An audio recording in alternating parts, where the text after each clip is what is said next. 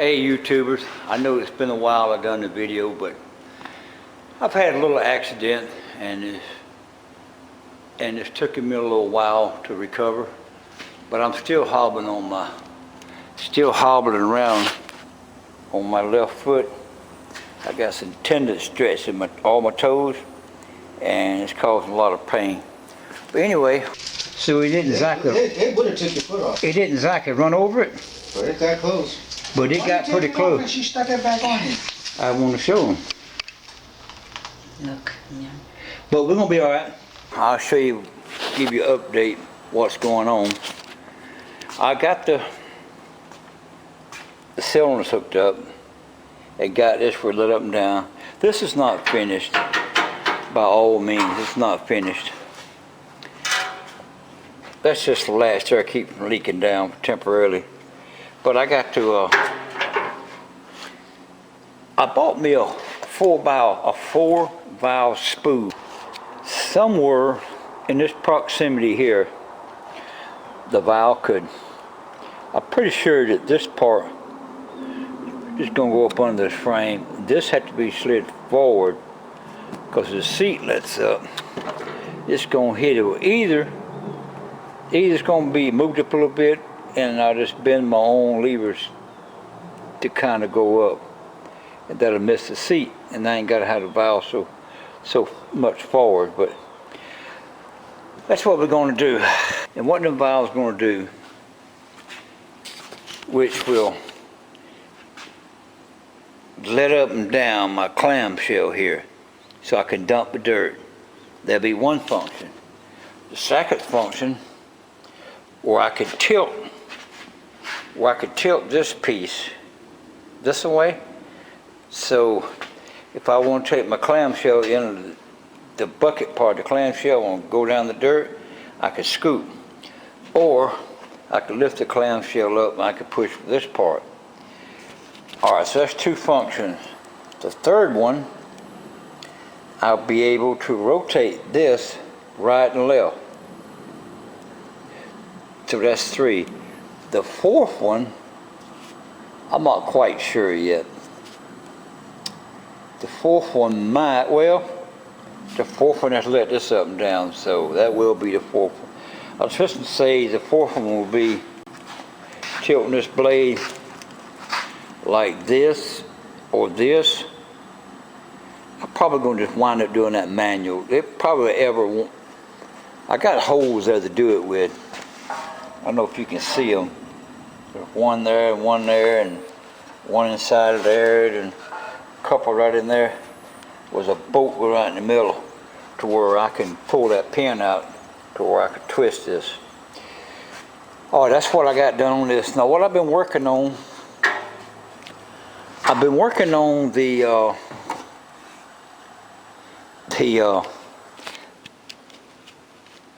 went and bought another engine.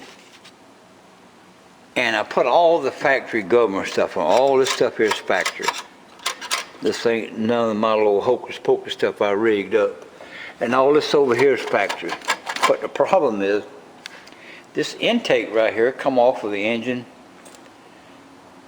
to where the motor was this way, the shaft went out the bottom. So therefore, see, is that right? No, the engine went this way. When it went that way, the shaft out the bottom, that made the carburetor fit this way. So I made this thing here. Well, this is my carburetor adapter here. Here's the top plate. If you wonder what them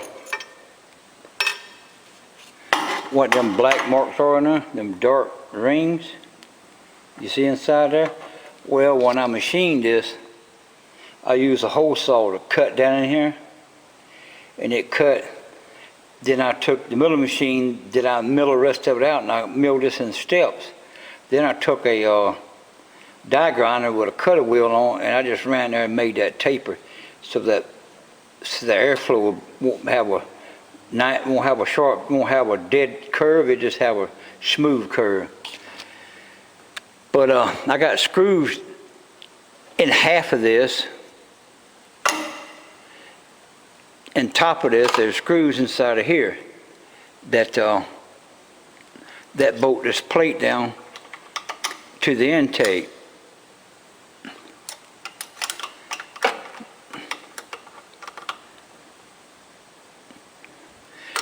Now, I put this on top and I bolt this down, but I got a gasket goes on here, but my gasket is going to be silicone. I'm just going to silicone together. I think it'd be fine. And that's my carburetor adapter. And it gets, see my, my other intake went up about this high and turned over, went up here. So all I'm doing is using their intake and rising it up. Well, now you see the two difference in these two intakes. This is one come off my tractor. This is for the shaft out the side and the flywheel on the side. This for the shaft out the bottom. But in order to get all this government stuff to work, I'm having to use this intake. Why? Because with all this mechanism over here that hooks up, all this government arm, this choke, it just hooks up to my carburetor perfect. Well, I know some of y'all critics already saying, how does that bolt gonna hold in that little thin wall with a carburetor on there? You talking about this bolt that screws into there? That goes into there? It is awful thin, ain't it? Look how thin it is. Oh my God.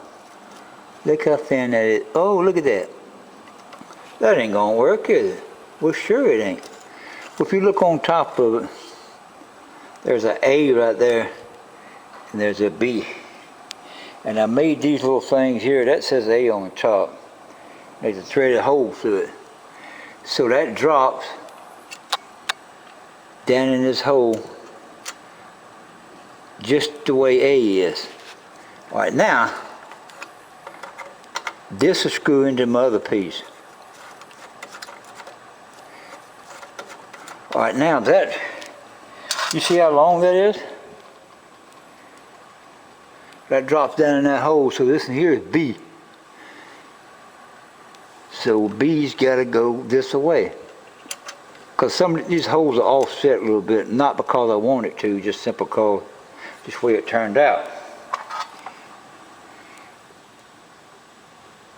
And that bolt there, better get me another bolt there, it's messed up. Well, here's one. I'm gonna put these in and have what they need to be, so when I put my top on, they already be lined up, because the top of this sticks up just a fraction higher than this part. So when this top tightens down, these don't move, this part here. So that's my plan, man. So let's set up, let me get some MEK. I know a lot of y'all know what that is. It's something they use in aviation. But it's like carburetor cleaner, but just much better stuff. It's just liquid, just like it is. But we're gonna put that on top. Just put it on a rag, wipe that across the top. So I want to make sure that my silicone sticks real good.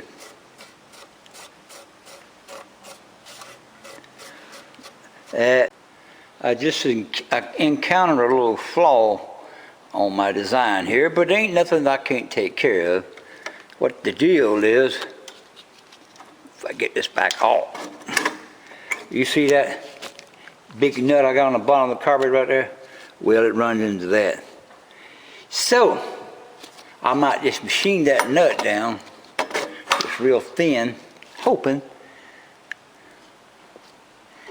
it ain't gonna be much left till I can get that to go up. Ain't gonna be much left at all.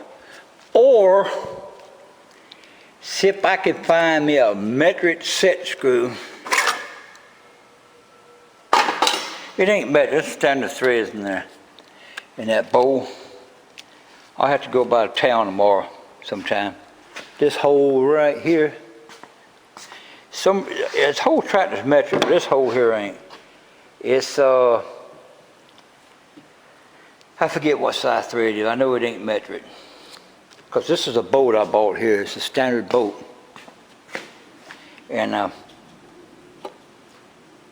shorten it up where it fit in there to get rid of that anti-backfire thing. That solenoid switch goes in there, which is this thing right here. One of these things. I'm not using it. So, right now I'm just going to take it out. I got to take this thing up to the Dixie chopper plate. Just what sells these type of engines on the Dixie chopper. I need to get a bushing, plastic bushing, to go in that hole. See that hole right there? That piece is big.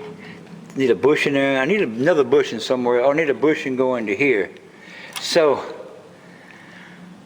I'll get me a set screw to go in that thing. Put some Loctite on, screw it in there, and that way it won't be in the way. I don't have to take that. Never take that off anyway. There's no reason taking that off. It runs just fine without it. Now I come across another problem. You see, I can't get this intake to drop in there because it's hitting the battery.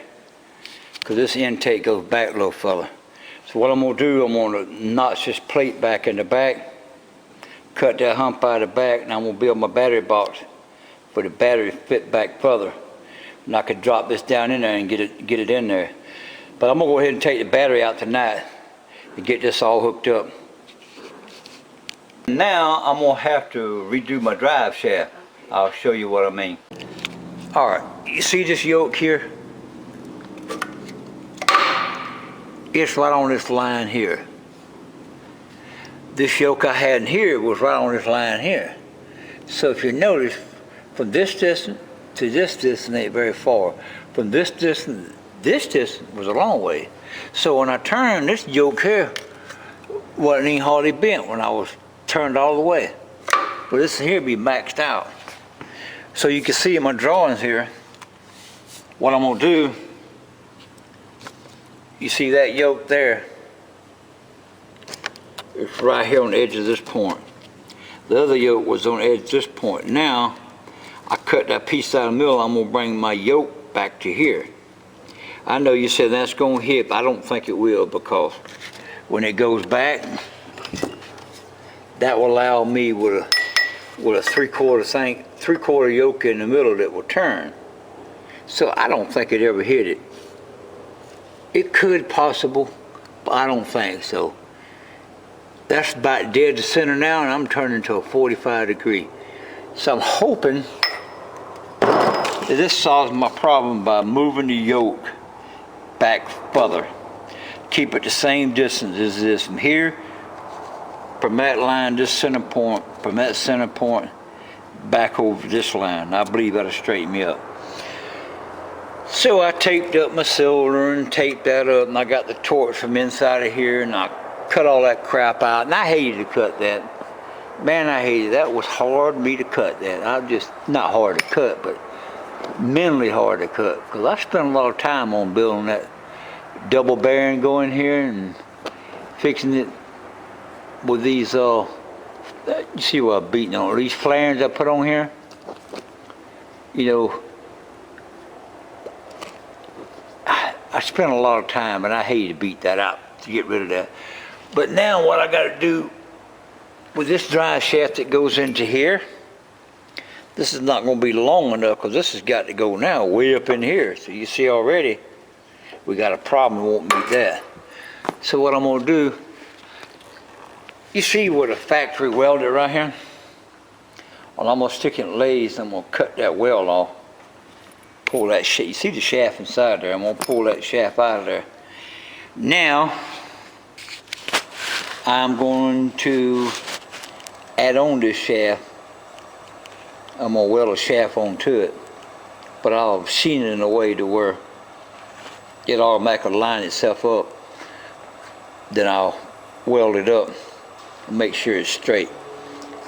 And I believe that'll wind up my problem of pulling my drive shaft off when I turn that way. It's embarrassing. Sometimes I'm at the Florida Flower, turn that way, it starts to make a noise, and that drive shaft is starting to hit. So I had to back off some. So anytime I wanted to make a sharp turn at Florida Flyway, I always had to go swing over to the right, then turn sharp. Then I could turn pretty good radius torque. And you wonder why you're able to turn one way sharp another. Well, for one thing, these hydrostats are not dead center of the frame. They're off centered. So I made this pivot bearing in the middle off center a little bit. So that created a problem. But I'm hoping now that I can eliminate the radius problem by getting rid of this. I mean, I could put this back in there and move it up ahead, but I'm not. I'm going to use a pillar bearing now, which is more cheaper. It was set in here something there like that. I don't know exactly, but somewhere in that neighborhood what I figured. So it'd just be a pillar bearing. And now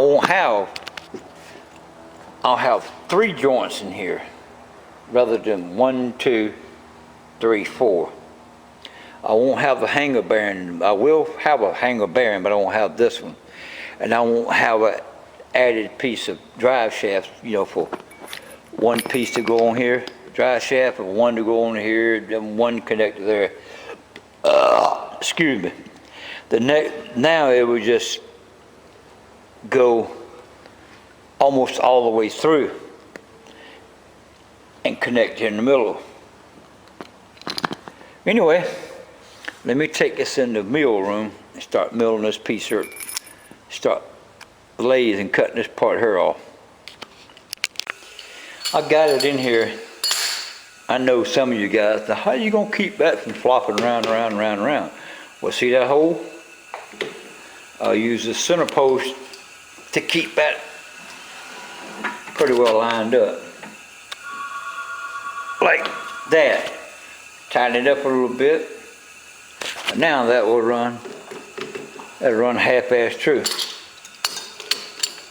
So I can cut this out. Let me show you here, but turn this on. Oh, I went past it, right there.